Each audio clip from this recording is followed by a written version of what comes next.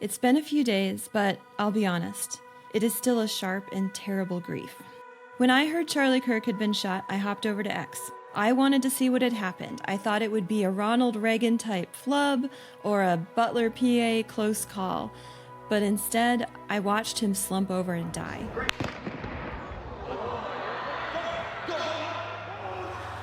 The horror of what happened continues to reverberate throughout America and the world, and there's a sense, as many have now said, that the Rubicon has been crossed. Something has been shattered that can never be replaced. Everyone has been confronted with a very stark, very important choice. I didn't know Charlie Kirk, never met that guy before in my life. And something else that I've never done before in my life is believe in God. I'm gonna wear this suit to church. I'm gonna go to church. We went to church today. It was the first time in 20 years. We are raising 3 boys that will one day be men.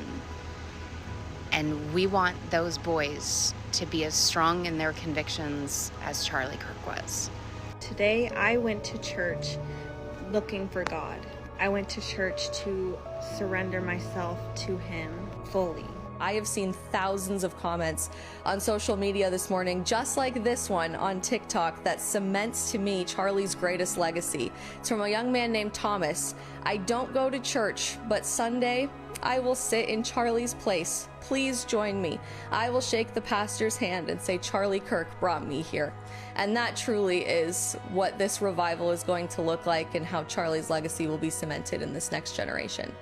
I call heaven and earth today to witness against you. I have set before you life and death, the blessing and the curse. Choose life then, that you and your descendants may live. We all face that choice sooner or later. Charlie gave one answer. His killer gave another. And in Charlie's martyrdom, his witness to life, he asked the same question of us. Do you ever feel like your money is working against your values instead of for them? That is no way to build a future for your children and grandchildren. At Taylor Frigon Capital Management, they believe investing shouldn't come at the expense of your family's principles. Guided by natural law and Judeo-Christian values, they invest in companies that reflect those same timeless truths, businesses with real vision, integrity, and long-term potential. With a disciplined process rooted in decades of experience, including a legacy going back to the 1960s alongside T. Rowe Price, Taylor Frigon specializes in owning high-growth, publicly traded companies for the long haul. They're not just another financial firm, they're a firm with faithful convictions to you and to God, and a track record of experience to prove it. Whether you're a beginning investor, a hardworking family blessed with a high net worth, or an organization in need of a full suite of services, including tax, legal, and philanthropic planning, Taylor Frigon is fully capable of helping you through every meaningful financial decision you make. If you're ready to align your investments with your values, start the conversation today. Your children and grandchildren will thank you for it. Visit Taylor Frigon in the link below for a no-obligation consultation. On September 10th in Utah, Tyler Robinson chose raw power, violence, vengeance without mercy, silence, and death. But it wasn't senseless, as some people are saying. The assassination was the logical conclusion of a culture that says words are violence and labels half of its citizens enemies of democracy. He lived through the same Gen Z world as Charlie. Online extremes, smartphones, COVID lockdowns, the closure of churches, government cover-ups, endless talk of fascists and threats to democracy. Americans have been deliberately divided and radicalized, the perfect storm of rhetoric, loss of faith, isolation, and psychological trauma. Robinson wasn't an outlier on the left or in his generation. Young people who lived through these traumas all are saying the same thing. Disturbingly, 34% of college students feel that it is sometimes permissible to respond to campus speech with violence. As Bishop Barron wrote in the days following Charlie's death, that point of view makes sense if and only if one has given up completely on a shared matrix of meaning. If argument is pointless, bombs and bullets become inevitable. Robinson chose bullets, not for himself, but for Charlie.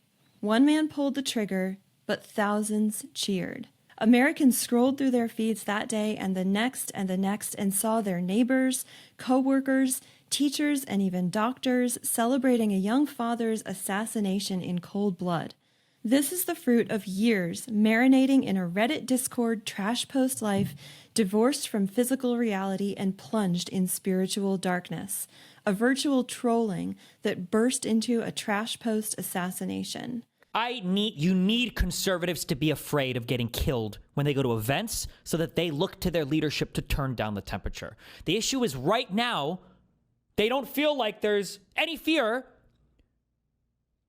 Like, I don't know. It's like memes. It's just memes to everybody, I guess. I don't know, bro. Kill them. Kill those and murder those in the street. Let the streets soak in their red capitalist bloods, dude. There is no argument or debate in this world.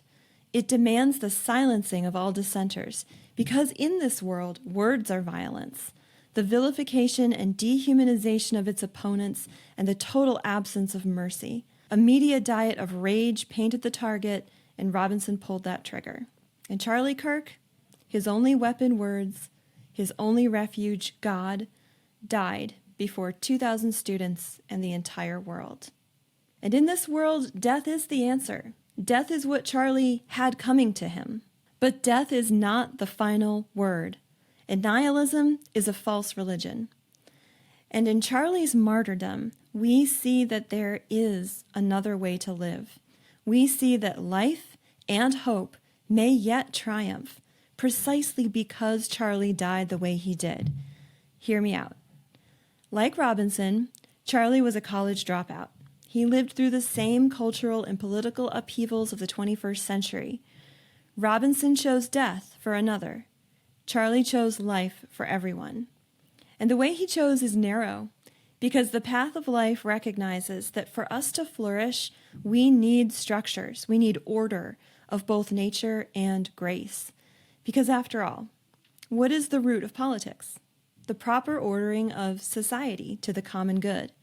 Charlie realized it wasn't about the next ballot initiative or winning a Senate race. At the heart of it was each person's ultimate good, and we saw this in how he spoke with his interlocutors on college campuses. What Charlie also found, especially as I watched him grow up in politics, find his beloved Erica, and have children, was that reason wasn't enough. Politics without religion devolves into power struggles. Justice without mercy leads to despair, because who among us hasn't messed up at some point? The good life, the central truth of the good life that Charlie found, is that faith and politics are not at odds. They are allies, because our God is so good.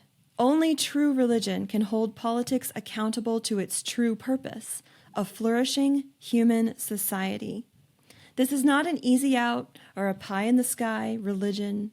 Men and women labor for this vision, and Charlie died for this reality. When he visited the United States in 1995, Pope St. John Paul II ringingly called us as Americans to remember why we have a First Amendment. It's not so we can parade around with our rosaries or pray like Pharisees, "Lord, I thank you, I am not like those tax collectors." It's so that we can humbly roll up our sleeves and do the hard work of governing in service of the common good. John Paul said, "Faith is always demanding, because faith leads us beyond ourselves. It leads us directly to God. Faith also imparts a vision of life's purpose and stimulates us to action. The gospel of Jesus Christ is not a private opinion, not a remote spiritual ideal or a mere program for personal growth. It is the power that can transform the world." Robinson chose death, not for himself, but for Charlie. Charlie chose life, not just for himself, but for everyone. What did he constantly tell the college kids he debated on campus? I want you to be happy. I want you to love America too. I want you to find God, just like I found him. And we're starting to see the payoff. Yes, we saw footage of people cheering his death and demanding more. But we also saw thousands, millions of other people taking pause. It's like the silent majority woke up to something they'd forgotten, something sleeping within us all. Something woke up in people that we might not even have known was there, as evidenced by the grief and the sorrow we felt for a man we didn't even know. I'd say that what woke up is the virtue of courage, which is precisely what Charlie wanted to be remembered for. How do you want to be remembered? I mean, if I die? Everything just goes away. How would you, if you could be associated with one thing, how would you want to be remembered? I want to be remembered for courage for my faith. That would be the most important thing. The most important thing is my faith in my life. And what is courage?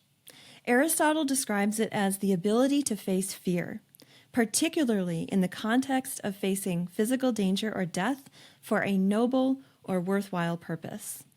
Courage involves deliberate choice and rational judgment, where a person acts bravely not out of impulse or ignorance, but with full awareness of the risks, aiming for the noble or the good.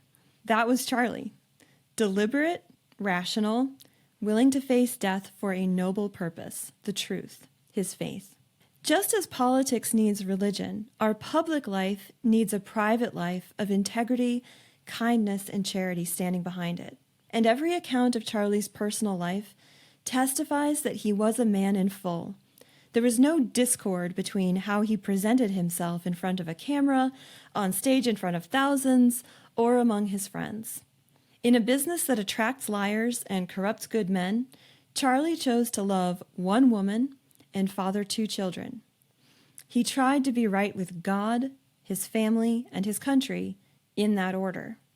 That kind of integrity of life is as attractive as it is rare, but we all must have the courage to order our lives rightly if we are to have any hope of reordering our nation toward unity. If you are right with God and your family, then you can be as courageous in public life as Charlie was. If he died in the public square, you can be bold with what you believe too. You can bring your beliefs to politics. You can speak your mind. You can face the consequences, and now we know what those are, with courage. You can also change the world. As John Paul II said, your cross is a participation in Christ's cross, and it is the power that can transform the world. Because Charlie died with a microphone in his hand, a warrior of words, not weapons, that deliberate choice was in a way forced on us all. We are aware of the stakes. We watched them. We clearly face evil in our lives. We all cried, felt personally impacted. Charlie understood the evil in the world. He had looked the world of Tyler Robinson full in the face, and he deliberately said, I'm going all the way down to reach him. We just woke up to the fact that we can't hide from that evil, which means we have to face it as well, a sobering moment in anyone's life. Even the very last lefty who debated him was sad and level-headed thinking about it. But it wasn't just shock that we felt. Thousands of young people expressed that they wanted to do something positive to change, like go to church. Church on Sunday is the right direction. It is the perfect start. But we must keep going. The next step is a full-on revival. When that silent majority in America that lived in fear decides to live publicly and privately for a noble and just cause. When the people who showed up at church for the first time because of Charlie stay because of Christ. And when we all keep on engaging with people because we genuinely want them to flourish.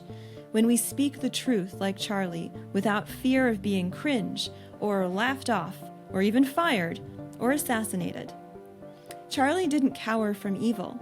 He boldly proclaimed the truth of Jesus Christ in the most hostile of environments. He knew the reputational risks. He knew the physical risks. Not recklessly or vindictively, he faced the evil armed with the truth, but never forgot the humanity of his intellectual opponents. The Charlie Kirk effect is that we can do this too. I can do this too. By his sacrifice, Charlie has become more powerful than even he could have possibly imagined. And the truth is, you can be too. Before I go on a college campus, my prayer is very simple. God, use me for your will. Amen. Because there's a plan above us all. God is sovereign above all. And the capacity and ability of our agency or action is very debatable. So what is God's plan when I go on a college campus? I just believe I will only tell truth, I will not compromise, and I'll love on the lost. If you liked this episode of The Deep, be sure that you are subscribed on YouTube and hit that notification bell so you do not miss a single episode of this or any other Loopcast event.